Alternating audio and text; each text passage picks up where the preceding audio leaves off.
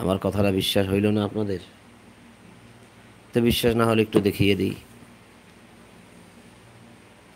3 নম্বর সূরা আল ইমরান আয়াত 169, যাহারা আল্লাহর পথে নিহত হইয়াছে তাহাদেরকে কখনোই মৃত মনে করিও না, বরং তাহারা জীবিত, এবং তাহাদের প্রতিপালকের নিকট হইতে তাহারা জীবিকা প্রাপ্ত, রিজিক প্রাপ্ত, ইন্দা রব্বিহিম ইউরজাকুন রিজিক।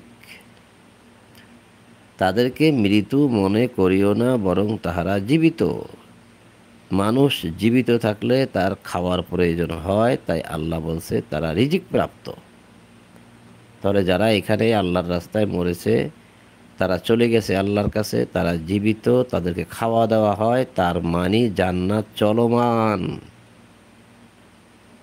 জান্নাত চলমান।